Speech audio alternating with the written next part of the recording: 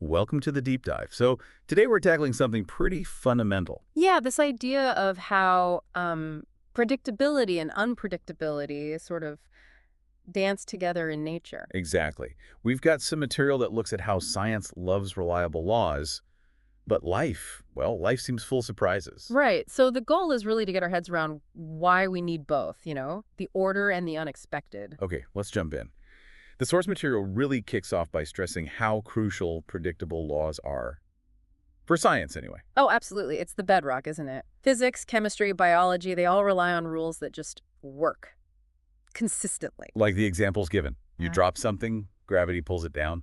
Always. Yeah, no surprises there. Or hydrogen and oxygen making water, predictable results from known conditions. It's this reliable framework. It's how we, understand anything at all. And that stretches right into biology, which is fascinating. The text points to how dependable things are at the cellular level. Like DNA copying itself. Exactly. DNA replication, enzymes doing their specific jobs, cells dividing. It's all presented as this incredibly precise machinery, almost like a well-oiled machine, as they say. Right, a machine. But then Yeah. here comes the twist. Because the source makes a big point. Real life doesn't always follow the rules perfectly. Yeah, that line stood out. We have these solid scientific laws, these reliable biological processes, and yet stuff happens unexpectedly. The rules are there, definitely, but sometimes they get bent. Or maybe just ignored for a moment. And this unpredictability, according to the source, isn't just noise or error. It's actually key. Yes. It's framed as almost the defining spark of what it means to be alive, separating living things from, say, inert matter, like that rock example again. So it's more than just randomness. It's active. Kind of, yeah. Think about how living systems maintain balance homeostasis. They actively respond to unpredictable changes. That ability to adapt to the unforeseen, that's life, isn't it? So we're talking about things like random genetic mutations. Mutations, yes, or like a sudden, completely wild idea popping into someone's head. Or even just an animal behaving in a way you just didn't expect. Precisely. Those moments where the pattern breaks. And the argument is that's often where novelty, where something genuinely new, comes from. Okay, so let's connect that to the bigger picture.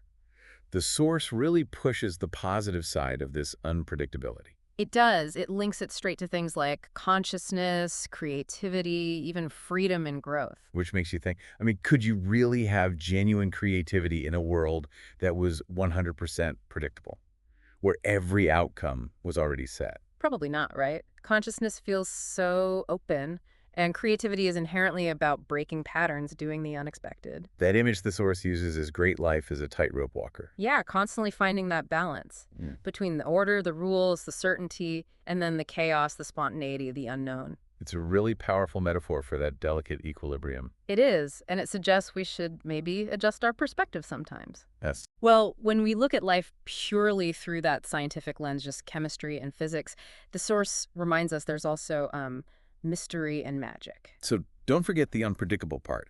The rules of the stage, but the exceptions. It's the exceptions that tell the story. That's the quote. It makes you pause and think, doesn't it, about your own life? Yeah, those times when something totally unexpected happened and it ended up being, well, significant. For better or worse sometimes. Exactly. It shapes the narrative in ways predictability just can't. So it leaves us with something to really chew on. Definitely. Think about it. This universe, governed by these incredibly reliable laws, but also punctuated by these, I don't know, beautiful deviations, these moments of pure surprise. What kind of perspective does that offer on reality, on our own existence? Yeah, how does acknowledging both change how we see things? It's a deep one to ponder.